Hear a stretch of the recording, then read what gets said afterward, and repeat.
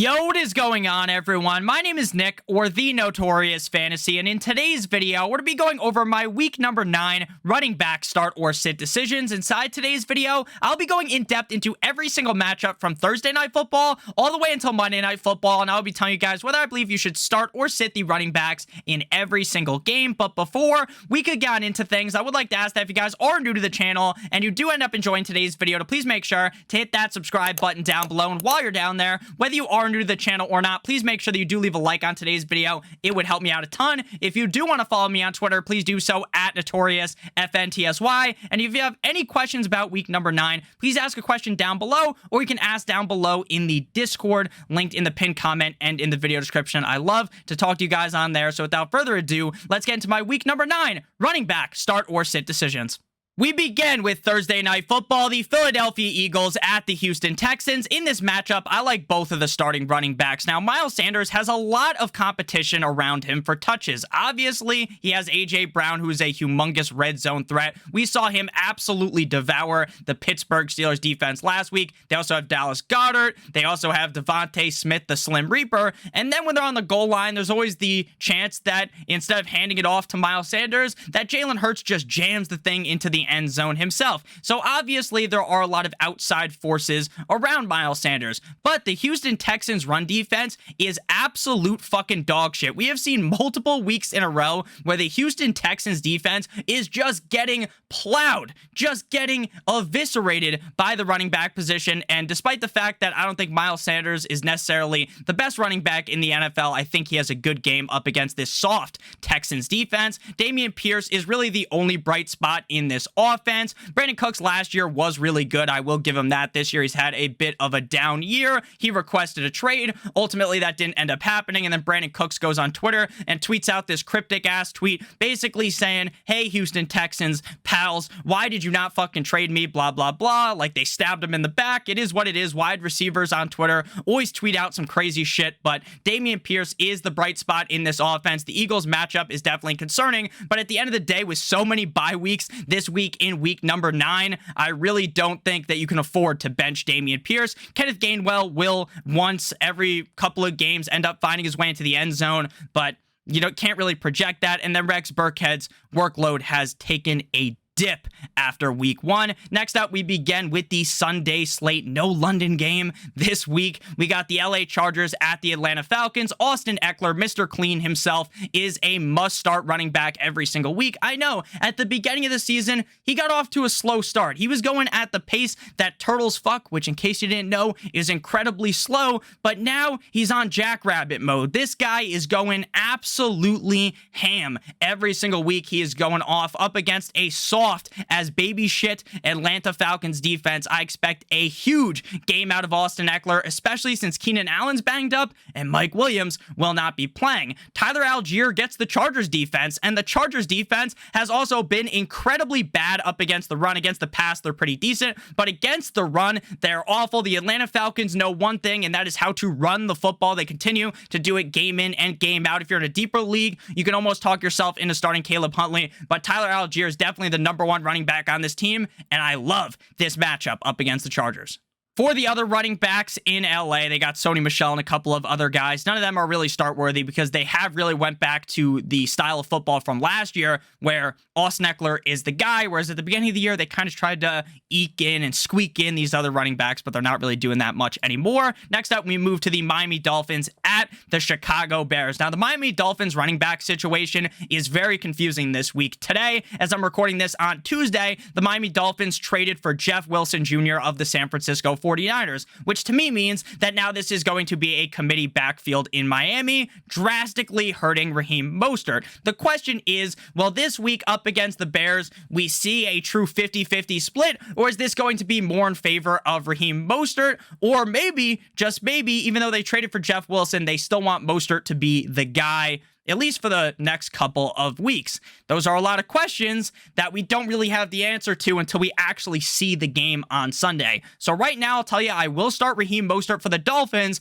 but, if they got rid of Chase Edmonds, which they did, and then Myles Gaskin or Ahmed was the backup running back, Salvin Ahmed, for the team, then obviously I would be way more comfortable telling you to start Raheem Mostert. But right now with Jeff Wilson Jr. there, it is a little bit more iffy. The Chicago Bears definitely have one running back that's better than the other, which is Khalil Herbert, who's better than David Montgomery. But at the end of the day, the team still wants to run the ball really effectively, and they have been running effectively. The Dolphins did just trade for Bradley Chubb, so as a Dolphins fan, I hope that helps contain the run. But at the end of the day, I still think Khalil Herbert and David Montgomery will both have pretty decent games. David Montgomery is a must-start running back, in my opinion, despite the fact that he's not very good. They just give him so many carries. And then Khalil Herbert is definitely a little bit more up in the air, but he's been running very effectively over the last 2 games. Next up, we got the Carolina Panthers at the Cincinnati Bengals. In this one for the Panthers, I'm going to be firing up Donta Foreman, and I'm going to be sitting Chuba Hubbard. Now, based upon the last 2 games, obviously Chuba Hubbard missed last week, and Donta Foreman went off. But in the week prior, we saw both Donta Foreman and Chuba Hubbard both have good games. So I think they're both going to be involved in the game plan this week for the Panthers.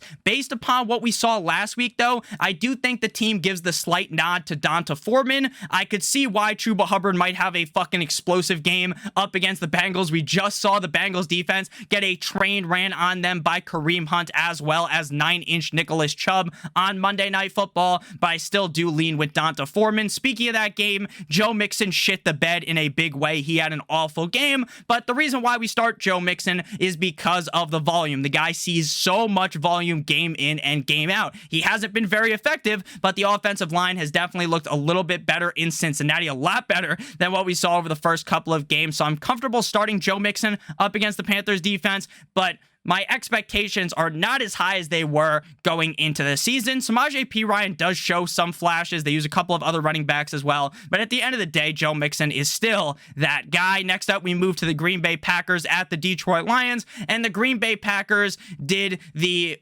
mannequin challenge. Instead of doing a trade, they started hearing Black Beatles by Ray Shremmerd, and then they couldn't fucking move. They couldn't make a trade. Hilarious that the Packers try not to do anything to help out Aaron Rodgers. I'm sure Aaron Rodgers is incredibly pissed. I'm sure if he actually liked his family, he would call them up on the phone and express his disgust toward the organization. But we all know he hates his family, so it is what it is. Going up against the Detroit Lions, I love Aaron Jones. It does appear that the team has finally figured it out. LaFleur has finally got it through his pea brain that, hey, maybe we should give Aaron Jones more touches. A.J. Dillon did get banged up last week. Obviously, that's not something that we love to see. He did end up coming back into the game, so I hope that A.J. Dillon is able to stay healthy, but hopefully Aaron Jones continues to be the guy. The Lions defense is fucking putrid. We saw it last week up against the Dolphins. Now, Dan Campbell did come out and say that DeAndre Swift still isn't fully back. Like, he's going to play, but he even said that maybe we gave him one too many touches last week, which tells me that DeAndre Swift shouldn't be ranked as high this week and that Jamal Williams should be considered as a potential upper echelon RB2. So someone who might be like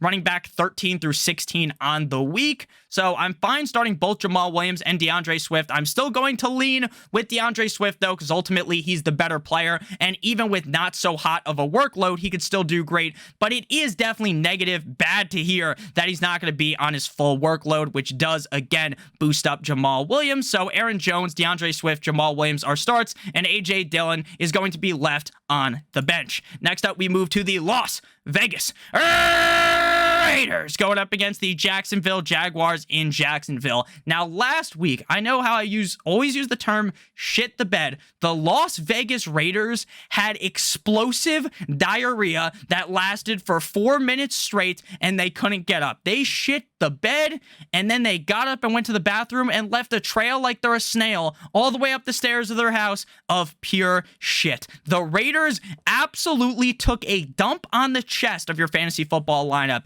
Devontae Adams was fucking invisible. He was doing his best John Cena impression for Halloween. Josh Jacobs miraculously doesn't quite shit the bed, but he definitely did not put on the performance I thought that he would. Going up against the Jacksonville Jaguars this week, I am hoping to the fantasy football lords above that Josh Jacobs has a breakout, or not a breakout game, he already broke out this year, having a bounce back game. Travis Etienne Jr. of the Jacksonville Jaguars absolutely conquered fucking London. This guy went off up against the Denver Broncos in London, and the Raiders defense, really bad. 2-ply tissue paper, 1-ply maybe is the the better analogy there. I'm definitely expecting a huge game out of ETN, and honestly, in the next couple of weeks, even though Trevor Lawrence hasn't looked the best, maybe ETN might end up being a top 5 back for the remainder of games. Amir Abdullah doesn't get enough usage. The team really did commit to Josh Jacobs, so he is going to be a sit. JaMychal Hasty has had a couple of good games thus far this season, but the team really has now committed to Travis Etienne, so he is also going to be a sit. Next up, we move to the Indianapolis Colts. The Colts going up against the New England Patriots. Revenge game for the Colts? Deflate game? Deflategate? Sounded like fucking Yoda there. But before we can break down this exquisite matchup, I would like to give you guys a quick word for our friends and our sponsor over at BetMGM. They've been on your screen this whole entire video. Now, BetMGM has an exclusive offer for you guys that is a no-brainer. So tonight, if you bet $10 on any pregame moneyline bet in the NBA using the link in the video description down below, if you are a new user using the link in the video description down below, and you bet $10 on any pregame NBA moneyline game tonight, you'll receive $200 in free bets if anyone hits a three-pointer in the NBA tonight, which is guaranteed to happen. You'll receive $200 in free bets, and I know what you might be thinking, Nick, I don't watch the NBA. Well, once someone hits a three-pointer in the NBA tonight, you'll get $200 in free bets that you can place on the NFL, the NHL, MLB, or on the NBA again. Doesn't matter. You can use it on any sport, but you do have to bet a $10 pregame moneyline bet on a NBA game to activate the offer. Make sure you guys do check that out. The offer is not going to last forever, so make sure you guys check it out before it ends up disappearing, kind of like Devontae Adams last week. Back on into things, guys. Make sure you hit that link in the video description. So we got the Colts at the Patriots. I was making fun of this game, but Jonathan Taylor, you motherfucker, you motherfucker. Now, the team did just trade Nyheim Hines to the team we're talking about next, the Buffalo Bills. So now Deion Jackson is the handcuff for Jonathan Taylor. If Deion Jackson's available and you have Jonathan Taylor, make sure you pick him up. As we get closer and closer to the fantasy playoffs, these handcuffs become incredibly more important for your roster. So Jonathan Taylor does not have a great game last week up against the Commanders. Now, he's still going to be the guy. He's still the guy. I don't think Deion Jackson is going to steal away any work, but it is concerning what we've seen this year out of Jonathan Taylor, aside from like one game where he was very fantasy relevant. Now, if things continue how they've been this season, Jonathan Taylor might be the worst first pick ever in fantasy football, because it's not even like he got hurt or something, right? That he was like out for the season like sometimes we see with these players. No, the guy's basically played all season long, and the only thing he's been doing is fucking your team directly in the asshole. Now, I'm going to play him this week. You're gonna play him. You gotta play him, but I'm not as confident as I used to be. Ramondre Stevenson. It's Ramondre Stevenson season, baby, in New England. I know Damian Harris is back, but Ramondre Stevenson is that guy. He's him in this offense. The Patriots like to run the ball. Ramondre Stevenson has been incredibly effective, both running in between the tackles as well as catching passes. I think this backfield is Ramondre Stevenson, unless something ends up happening to him. So Damian Harris is a sit, as is Deion Jackson. Next up, we move to the Buffalo Bills at the New York Jumbo Jets. So the Buffalo Bills trade for Nyheim Hines, and I don't think that really ends up hurting Devin Singletary. Now, obviously, it hurts his upside to catch a bunch of passes, but he's still going to be the guy as the early down back. This really just eviscerates any ounce, any inkling of value that James Cook could have had. Now, I'm not a GM in the NFL, but I don't understand why you draft Dalvin Cook and then 8 games into his NFL career, push him to the side for fucking Nyheim Hines. Now, I know Nyheim Hines is a good player. I'm not trying to shit all over Nyheim Hines. I'm just confused as to why you draft James Cook if you just bring in Nyheim Hines 8 games into the guy's career. It doesn't make too much sense. Devin Singletary is start worthy, but I will continue to talk about this. Despite the fact that I love Devin Singletary going into the season, this team, if they're beating the Jets, they're not just going to start handing the ball off and drip time off the clock, right? They are going to just continue to step on the gas. All gas, no brakes, and they'll just keep throwing fucking bombs to Gabe Davis and Stephon Diggs and Dawson Knox, Khalil Shakur, fucking Isaiah McKenzie. They're just going to keep throwing the ball all over the yard. So, while I think Singletary's an okay start this week, like he's not that bad, it's pretty concerning. Michael Carter is a start. Michael Carter does appear to be the guy over James Robinson.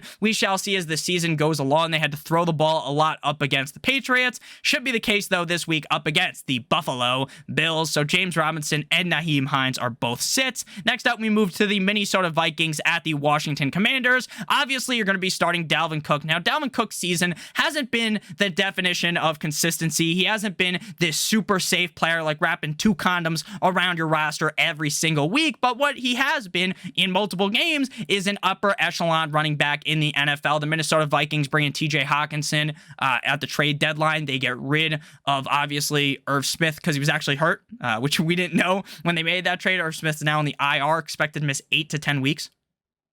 So maybe he'll be there for their wild card loss.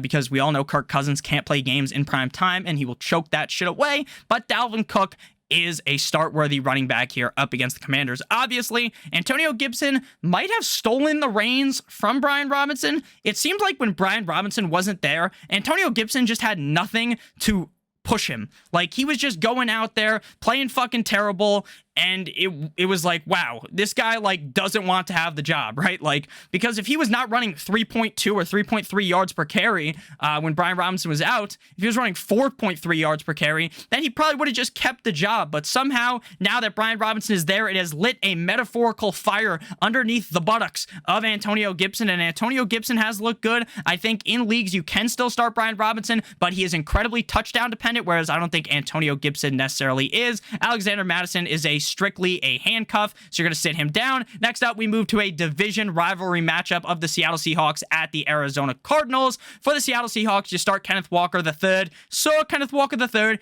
every single week. You don't even have to think twice about it.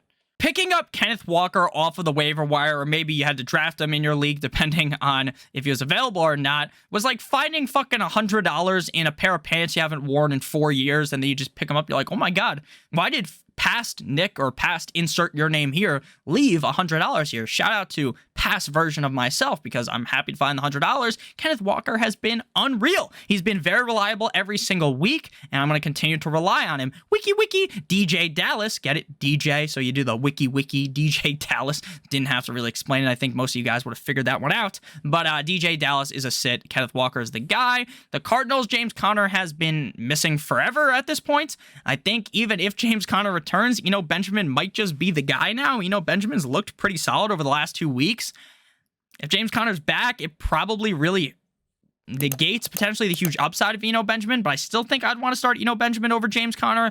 But we'll explore that later in the week with the running back rankings video when I actually go in depth into this, when we have a little bit better of an idea. But the issue is the Cardinals are really bad at reporting injuries, and we might not even figure this shit out until Sunday. Next up, we move to the LA Rams at the Tampa Bay Buccaneers. The whole Cam Akers saga has come to a close. We thought Cam Akers was going to get traded. No one ended up biting. And then Cam Akers is not, instead of being like, hey, you know what, guys, I fucked up. I'm sorry. I shouldn't have requested a trade. I want to play for the Rams. We can figure this out, Sean McVay. He said, bye-bye. He's like fucking doubling down on his take. And he's like, I'm not playing again for the Rams. You guys got to get rid of me in the offseason. Very weird, but Darrell Henderson, Ronnie Rivers sounds like a fake fucking name. Ronnie Rivers sounds like a fucking porn star name. It sounds fake, like a Madden name, like when you go on and you're in like year 70 of your fucking franchise and you draft Ronnie Rivers. Or maybe that's one of Phillip Rivers' 12,000 kids, but Ronnie Rivers is going to be a sit for me, as is Darrell Henderson. This Rams offensive line just is not good enough for any of these guys to be valuable, and they all kind of just vulture from each other. Uncle Lenny Fournette is still the guy in Tampa Bay, even despite the woes. I've been running through the 6 with my woes. All the woes in Tampa Bay, Uncle Lenny has still kind of been solid there, so I'm going to continue to start him, even up against the Rams defense. Next up, we got the Les Titans at the Kansas City Chiefs. Now, obviously, you're going to start Derrick Henry as the months get colder and colder and colder, and your nipples start getting hard when you walk outside if you didn't put on the correct clothing. Derrick Henry fucking emerges. In the cold, you can't stop Derrick Henry. Derrick Henry is a fucking beast. This guy went absolutely insane last week up against the Houston Texans. If it's Malik Willis or Ryan Tannehill, it doesn't matter. Both of them are smart enough to know how to hand the ball off to Derrick Henry. So Derrick Henry is going to have a good game. He always does. And he's been catching more passes. Clyde Edwards-Helaire was kind of demoted 2 weeks ago. They were on bye last week, but still had a better game than Pacheco. Obviously, I don't think Clyde Edwards-Helaire is a must-start running back. Think he could do good against the Titans, but he really was. It's a tale of 2 seasons, or 2 halves. Beginning of the season, unstoppable. The second half, meh. But when there's so many teams on bye, maybe meh is just what you need to win your week. Dontrell Hilliard is a sit, as is Isaiah Pacheco. Final game here. This was Sunday Night Football. We got Monday Night Football. The Baltimore Ravens at the New Orleans Saints in the NO. At least that's what Antonio Brown calls it. New Orleans. Alvin Kamara is a start, obviously. Anyone with a brain would have known that. Alvin Kamara started off the season slow, one of those slow tracks, but now the work has trickled up and up and up. There was talks about Alvin Kamara maybe going on his phone, calling up his agent saying, hey, pal, I want out of here. I want to go to Philly. I want to go to Miami or wherever. There was a bunch of places that were rumored for him to go there, but he stays put. He's stuck in New Orleans, and the Ravens defense is not the best, and Kamara's been running trains on defenses, so you're going to start him. Marky Mark Ingram is hurt, so Dwayne Washington is now the backup. So Dwayne Washington is a sit, but he's the handcuff now for Kamara. Kenyon Drake, Gus Bus Edwards, if they're both healthy. At this point, I would rather just say, fuck it. You know what? Gus scores 30 points on my bench, but I'd rather just not have the headache, because if Gus is healthy, he might score 3 points. If Gus misses, though, I think I can talk myself into Kenyon Drake. But then we all know we start Kenyon Drake, and then fucking Justice Hill scores 2 touchdowns and shoves like fucking a blade directly up my ass. It's fucking annoying. This Baltimore Ravens backfield is pissing me off, but you know, it is what it is, as they say. So thank you guys all so much for watching. If you did end up enjoying, make sure to hit that subscribe button down below, as well as hitting that like button. It would help me out a ton. If you do want to follow me on Twitter, please do so at NotoriousFNTSY. If you have any questions about week number 9, please ask down below in the comment section, or ask in our Discord, link in the video description in the Fantasy Football channel. I answer all questions in there. I'd appreciate it if you guys joined. It's really fun in there. So thank you guys all so much for watching. I hope you guys all have a great rest of your guys' day. And as always, good boy.